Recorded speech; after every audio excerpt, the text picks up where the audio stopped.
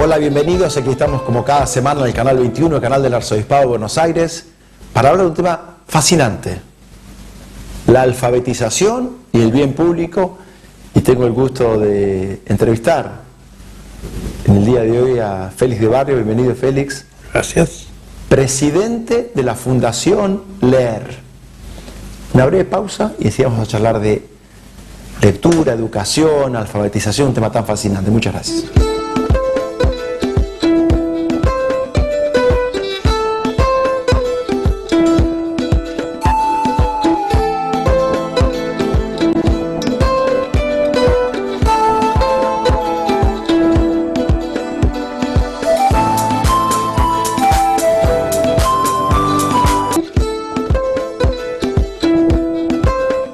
Félix de Barrio, querría preguntarle, en su carácter de presidente de la Fundación Leer, y debo confesarle que me resulta hasta llamativo decir, tanta tecnología, tanta comunicación, tantos recursos, y hablar de analfabetismo y lectura pareciera ser como una contradicción.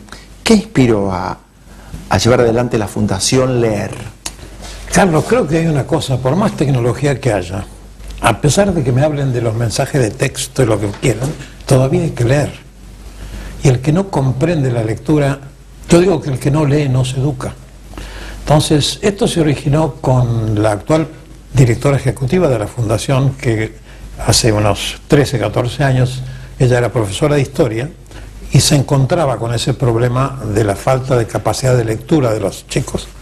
Entonces decidió investigar a ver de dónde se podía tener experiencia sobre este tema, y se fue a Estados Unidos, a Washington, la biblioteca, que por supuesto todo está a disposición allá, y encontró que había una entidad que se llamaba RIF, en realidad son las siglas en inglés de Reading is Fundamental, que se dedicaba a promover la lectura.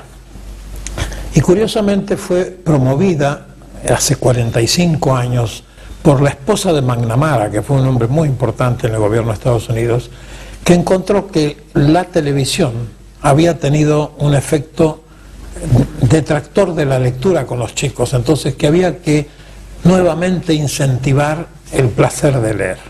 Y entonces crearon esa fundación que desarrolló y desarrolla mucha tecnología. Y entonces Patricia volvió al país con la idea de que, bueno, teníamos que hacer algo semejante, y dijimos, bueno, pero vamos a aprovechar la experiencia que hay, vamos a no inventar nada que podamos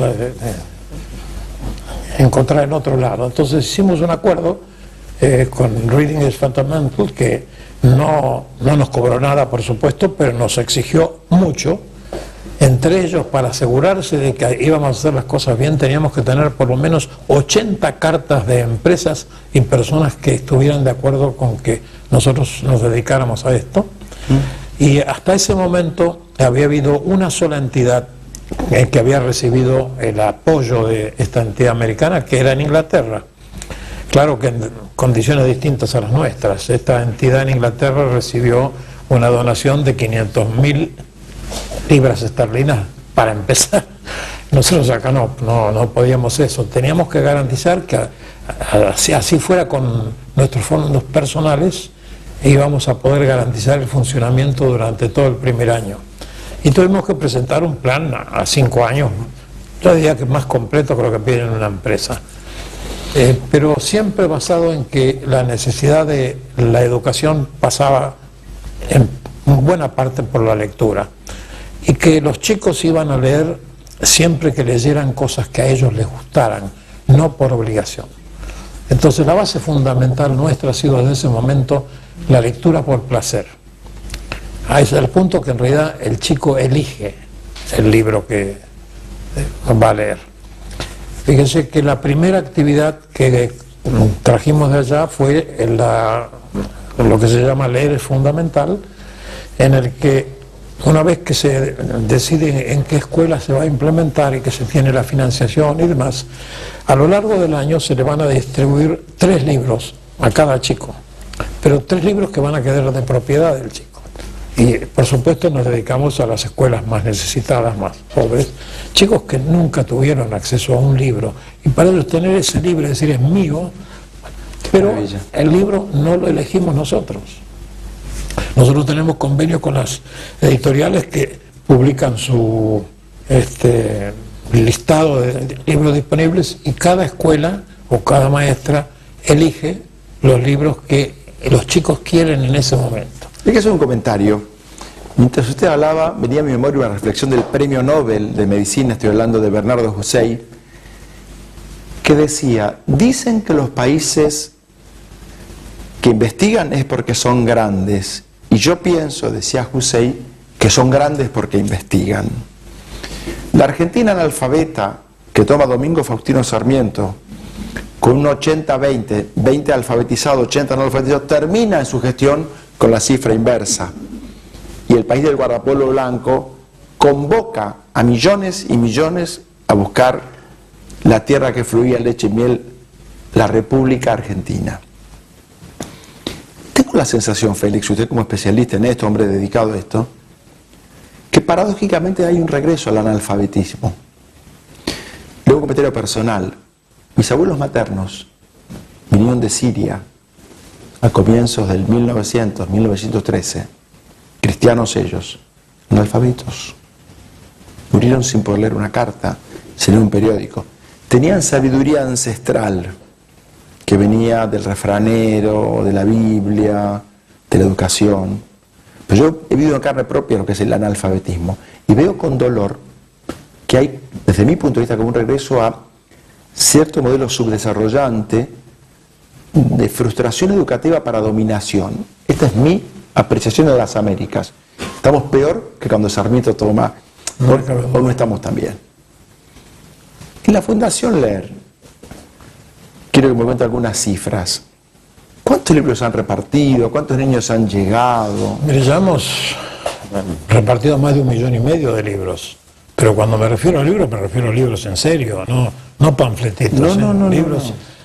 Más de 1,5 millones, hemos llegado a más de 800.000 chicos.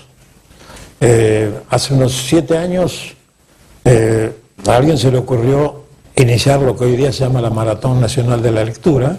Tal vez el nombre fue mal elegido porque una maratón significa un esfuerzo, una competencia. Una competencia, y esto no es una competencia, es fijar un día en el año para que en todo el país los chicos y las escuelas, mejor dicho, que quieran lo dediquen a la lectura con diversas actividades. Bueno, empezamos el primer año con 16.000 chicos inscriptos. Hoy día pasamos los 3,5 millones de chicos. Tenemos más de 10.000 escuelas que participan. Y sí, nosotros después rifamos unos 80 o 100 rincones de lectura, que son en realidad 200 o 300 libros, pero cuando uno piensa 80 o 100 en un universo de 11.000 escuelas, parece muy poco. Bueno, eso es lo máximo que podemos hacer. Bueno, una gota con ser poco de pronto se hace aguacero, ¿no? Sí, sí. Félix, ¿y cuáles son los temas predilectos que los niños solicitan? Varía con el tiempo. Por ejemplo, por ahí le vienen los gliptodontes, se les tocan o las novelas de terror. No sé de dónde. Dinosaurios. Claro, los dinosaurios fue una época, boom. Hace un par de años fue un boom. Entonces, el sistema que siempre empleamos es que el día que se le va a dar el primer libro, o el segundo, o el tercero, los chicos, hay una fiesta que generalmente preparan los padres, pues se trata que se involucren mucho los padres. Para sorpresa de los maestros, dice, los padres vienen ahora, cosas que no venían antes. Y digo, tal vez porque antes los llamaban a los padres cuando había que castigar a los chicos. Sí. En cambio ahora los llaman para darles algo a los chicos. Bueno, se hace la fiesta, y cuando termina la fiesta en una mesa larga tenemos todos los libros disponibles. Los chicos van pasando por orden y eligen el libro que quieren. Miran, buscan el libro. Que incluso después si quieren se lo cambian, pero cuando reciben su libro se le pega una etiqueta con el nombre del alumno. Usted decía que en Estados Unidos decían que leer, la lectura es fundamental o hacia el fundamento. Efectivamente, un hombre es verdaderamente libre cuando es un hombre leído, instruido, abre un universo de posibilidades, de estructura psicoemocional. La lectura sigue siendo liberador. Vuelvo a Sarmiento, ¿no? Educar al soberano. Yo lo veo con mis nietos que se criaron con toda la tecnología y a los 20 años empiezan a descubrir los libros y que descubren un mundo totalmente distinto, fantástico, nuevo para ellos, ¿no es cierto? Además, el encuentro lector-escritor establece una fantasía maravillosa. Bienvenido sea el mundo audiovisual, pero lo que uno siente al leer y al vincularse con alguien que está en el 1600 u hoy, o lo llevan a Bagdad o Samarcanda, uno dice, qué maravilla todo esto. Es que es lo mismo, cuando uno lee un libro, evidentemente uno se está imaginando un montón de cosas a través de la lectura. Y yo digo que es lo mismo que pasaba con los juguetes. Claro. Cuando un chico se hace su juguete con unas maderitas, él imagina un montón de cosas. Cuando el juguete ya viene hecho, es otra distinta. Cuando usted dice un comentario obvio, todo esto es gratuito para quien lo recibe, ¿verdad? Absolutamente. Pero al escuchar estas cifras, maratón para 3,5 millones de niños, más de 800.000 ejemplares de muy buena calidad repartidos, imagino que esta Fundación Leer debe necesitar muchos recursos y debe contar con muchos aportantes. Sí, por suerte. Cuéntenos, sí, por favor. Yo digo que pasa porque en todas las familias, no importa el nivel social, el padre está de acuerdo, o los padres están de acuerdo que los chicos no leen lo suficiente. Sí. Entonces están dispuestos a ayudar lo que pueden en algo que sea incentivar la lectura. Y pasa lo mismo con las empresas, porque también a las empresas que colaboran les da la oportunidad de que sus empleados, claro, sean voluntarios en ir a leer a la escuela o en la distribución de libros. O sea que diría que es algo que interesa a mucha gente. Si nos parásemos, aquí estamos frente a la Plaza de Mayo, en el centro de la ciudad de Buenos Aires, si usted y yo nos parásemos con un micrófono al lado de la pirámide de Mayo, nos asombraríamos al ver que más del 90%, por no decir el 95%, diría, mire, la solución de Argentina, educar, educar, educar, educar. Esto es en todos los credos, en todos los niveles socioculturales, educar, educar, lo único que a uno no le quitan es lo que tiene, ¿no? Y también, Félix, no puedo ocultarle lo que me entusiasma y anhela esto, porque confirma aquello que decía Felipe González, la realidad pública es la realidad publicada, ¿no? Hay una idea de que todo en la Argentina es farandulización, superficialidad, pirotecnia política, pero hay 3 millones y medio de niños en la Argentina, 2010, que se juntan a leer. Claro, y se juntan a leer con ganas. Es decir, creo que es una subestimación, por supuesto, de todas esas cosas. Creo que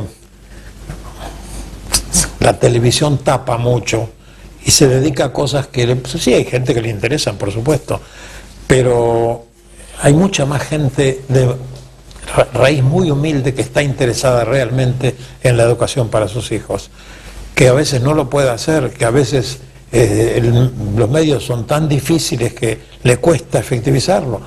Pero mi madre, que era española, creo que nunca terminó el primario en su vida, pero tenía claro que nosotros los 4 hermanos íbamos a tener que terminar la universidad. Bueno, usted es mi hijo el doctor, ¿no? Claro. Fue un paradigma para Argentina, pero mi hijo el doctor. Yo creo que porque ellos vinieron de una España con muchas necesidades y se dieron cuenta que la única salida era la educación.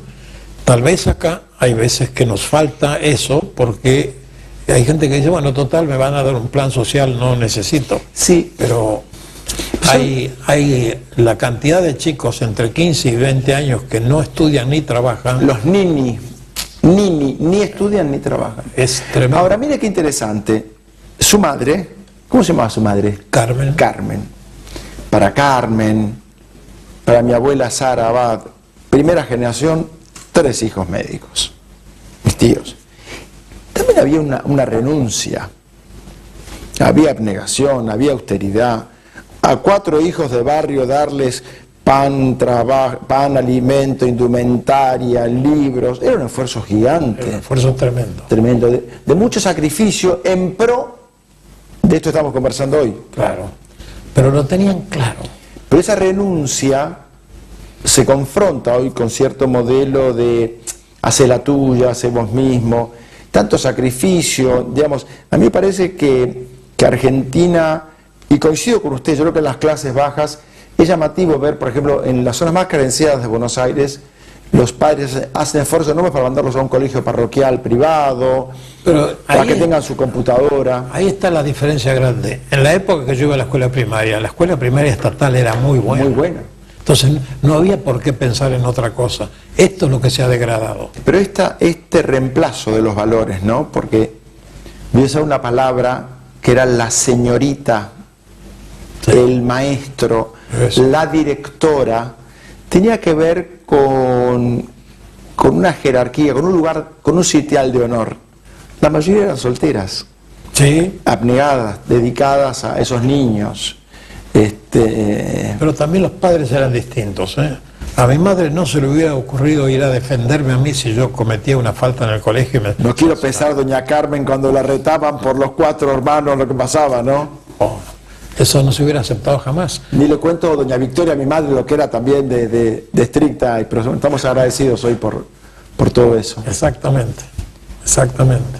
Pensaba en una palabra de Jesús de Nazaret que usted me estimula. Conocerán la verdad y la verdad los hará libres. Y leer nos hace libres. Yo creo que sí. Y fíjense que claro, nosotros siempre decimos, bueno, pero lo que nosotros conseguimos hacer es, como decimos, una gota en el océano. Porque yo me acuerdo siempre de la Madre Teresa, cuando dijo, sí, es una gota en el océano, pero si no hiciéramos esto, habría una gota menos. Yo tuve la dicha de charlar muchas veces con un jesuita que vivió 55 años en la India, me refiero a Carlos González Vallés. Y él decía, vos sabés, Carlos, que a veces nos equivocamos cuando la mercadotecnia ingresa al mundo de la educación, de la espiritualidad. Cuanto por uno lo hacemos, por él lo hacemos. Si la Fundación Leer ha ayudado a uno y le ha cambiado la vida, ha valido la pena todo el esfuerzo. Por supuesto. Por supuesto. ¿Qué necesita la Fundación Leer, Félix? ¿Cómo? ¿Qué necesita? Bueno, siempre necesitamos que nos comprendan para que nos ayuden. Entonces ahora, por ejemplo, estamos empeñados en una campaña de donantes individuales, donde le pedimos a la gente, bueno, si quiere donar 10 pesos por mes, nosotros lo vamos a hacer funcionar esos 10 pesos, pero claro, no es 1 o 2 donantes, vamos a necesitar unos cuantos miles, pero... Así que los libros que reparte son nuevos. Nuevos, absolutamente. Qué bueno eso, ¿no? Qué dignidad, porque no tiene que ver con algo que me sobre y que lo doy, ¿no? Fíjense que cuando empezamos esta actividad, lo primero que hicimos es una reunión con todas las editoriales. Y siempre me acuerdo que le vi la cara a todos los que estaban esperando a ver qué les íbamos a decir. Entonces lo que les dije, miren, no les vengo a pedir plata. Ahí, bueno, relax. Digo, no. Yo lo único que les vengo a pedir es que nosotros vamos a comprar libros a ustedes, vamos a crearle clientes para el futuro. Entonces lo único que le pedimos es que nos den costo incremental. El mejor precio. Que no nos den gracias, que nos den el mejor precio. Félix, gracias por acompañarnos. La verdad que ejemplos como la Fundación Leer, la suya y los que lo acompañan, nuestra gratitud, nuestro reconocimiento, y en nombre de tantos anónimos que nos están viendo y que han recibido lo de ustedes, muchas gracias. También le damos las gracias a su madre y a la mía. Gracias por acompañarnos, será hasta la próxima semana, Dios mediante, aquí en el Canal 21, y me despido con aquello de Jesús de Nazaret, como quieren que sean los hombres con ustedes, sean ustedes también con ellos. Muchas gracias.